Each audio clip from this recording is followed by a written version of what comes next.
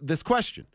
What's the plan for Nick Bonitto? And you remember, you go back to end-of-season press conference where George Paton was asked about it and said, we haven't started to have those conversations yet. It's in the season. We're going to take the 2 weeks off, and then we'll come back and start to look at those things. We all thought that was kind of interesting. It's like, well, you probably should have started those conversations. But I feel a certain way about Nick getting paid, and I think I have an example that I can use to help my argument that they might not pay him. He might play and be forced to play another snap without a new contract. And Nick Bonito was outstanding. What was it, 13.5 sacks? He scored 2 defensive touchdowns. That hadn't happened in a handful of years, and the last guy that did it was J.J. Watt. You might know that name. But can't we look at like a Cortland Sutton? And I'm using Sean Payton's track record here over the last 2 years because that's what we have to go off of. Okay. I feel like Sean Payton says, all right, I like what I'm seeing out of you, but I can't base a long-term opinion on 1 year of production. Or, I think there's an example on the other side, or 1 year of lack of production. Because remember, he gave Jerry Jeudy this long runway for some weird reason that none of us could understand. Right. But I think in Sean's world, it was, I'm going to evaluate him for me, not for what it's been, sure, but what it hasn't been. Isn't really, that fair? When you talk to Jerry Jeudy, and it is. And I actually like that about Sean Payton. So with that in mind and using the Jerry Jeudy on the wrong side of the tracks, but an example in Cortland on the right side of the tracks as an example, doesn't it fit, kind of par for the course, if you will, that they're going to make Nick Bonito show it one more time? Yeah. He had a hell of a season, but it's a season. Well, does he take a hometown discount? That's the thing, right? Negotiations can start in the beginning of the new league year. And once that happens, I think if you are Nick Bonito, if you're the Broncos, you have no reason to get any sort of deal done. This is, may get done in March, but why doesn't it get done in August, right? Because if you are the Denver Broncos, he doesn't have any leverage. You're not playing yet. You don't need to pay him yet. And you can float out the team-friendly deal, the team-friendly deal, the team-friendly deal. I've seen the future. Mm-hmm. Nick Bonito may not be at voluntary workouts. Right? OTAs. Where's Nick Bonito? What's going on? The Nick Bonito situation. Get ready to talk about it. We'll make that rundown for June. Okay? Here's what's going to happen, though. Mandatory work, he shows up. Then you see if something can happen between mandatory work and then the start of training camp. That's the next window. When we're off and we're gone for a month in July, that's the next window for Nick Bonito, something to happen. Then you have the beginning of training camp. Is he going to hold out? Is he going to show up? Like, does he show up? Does he do the hold-in thing, as we've seen with players where they're there, but they're not practicing? What happens there? Then the start of the regular season. After the preseason, start of the regular season. So you basically have 3 windows. During that time, does Nick Bonito say, I'm going to bet on myself that I'm going to do it again, I'm going to make even more money? Yeah.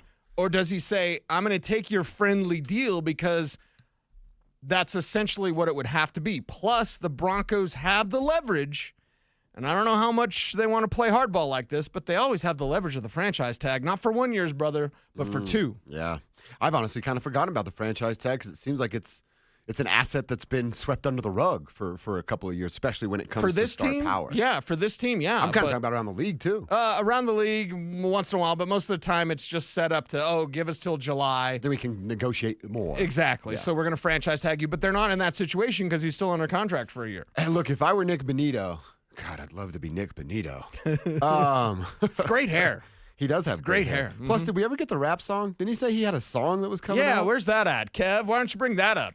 I'd really like to hear that just to see what it's like. Hopefully it's better than Kev's choice of Bone Thugs and Harmony. Like, of all the Bone Thugs songs that you could pick, Kev, you picked that one. It was terrible. A former NFL player told me that was his pump-up song, so you gotta that's stop what I listening went to with. offensive Yeah, that's lineman, a terrible, man. terrible song. As a receiver. Oh, wow. Why Stokely say that? Yeah, Stokes needs, what is it, broaden the horizon a little bit more? Yeah. Mm-hmm. And by the way, we're talking about Bonito. Unless we get blown away, we're going to take Bonito. Nick Bonito at 64. Holy Pretty good pick there, George Paton. So the scenario you just painted. So if I'm Nick Bonito in Broncos country, you put yourself in his shoes. Again, it'd be awesome to be in those shoes. What would you do? You take that discount? Do you bet on yourself? I'm a big bet on yourself guy, right? I believe in doing that. I think it's what everybody should do in walks of life. Bet on yourself. And if you're really about it, you're probably going to win that bet. But I don't play football for a living, right? I sit in this air-conditioned studio and look at you and talk And about free sports. sometimes. Yeah, I brought a coat today. He plays football, man. That's a 100% injury rate. Yeah. So I would have to have that in mind. I'd obviously have to talk with agents, families, the things that go into all of these life-altering decisions. If I were Nick Bonito, dude, I am usually so against this. I am not Mr. Hometown discount guy. That's not how business works. Yeah. Are you going to take a discount? Are you going to give me more money when the things change, right? So I think it should be a two-way street. The corporation or team in this instance always wants you to do something without them giving up something. And I don't like that by any means. But this is football, and it's different. If I were Nick Bonito, I would take the deal. I would get, if I were a football player and someone's offering me guaranteed money, I'm signing that paper. Yeah, right now. Yep. Here's the kind of thing we haven't yet brought up in this conversation.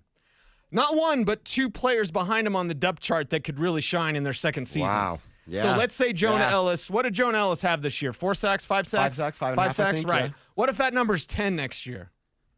So Bonito doesn't sign his deal. He gets 12 sacks, but Jonah Ellis gets 10. That's a great point, Cease. Now all of a sudden the team's looking, because that's, I mean, God's honest truth. This happens all the time. Sometimes it works out in favor of the team. Sometimes it doesn't. But you're drafting his replacement. Jonah Ellis is supposed to replace Nick Bonito. And then you're going to draft someone that'll replace Jonah Ellis. Like, you're just stocking the shelves. So, and Jonah Ellis can take that step. We just saw tip of the iceberg with the kid. Yeah. Oh my God, that talent is off the charts with Jonah Ellis. So the danger that you have, not only is that 100% injury rate, and I could get hurt, and what if it's not as good as it was last year? But the danger also that you have is Dondrea Tillman looked really good as a rookie. Jonah Ellis looked outstanding as a rookie in spot duty. What if those guys got more duty? What if you got banged up and then all of a sudden Right. Jonah Ellis is there? Then their decision is made, and that guaranteed money, that hometown deal that you just had, well, it's gone, girl. And something else is coming on the table, and it's Yeah. not as good. That's right. That's a great point. That's a very, very good point. And you know, his agent will paint that picture as well to Nick Bonito. So we'll see what it looks like. We're going to revisit this conversation. Broncos country, what say you? You sign it if you're Nick Bonito. What do you offer if you're the Denver Broncos? 303-713-1043 is the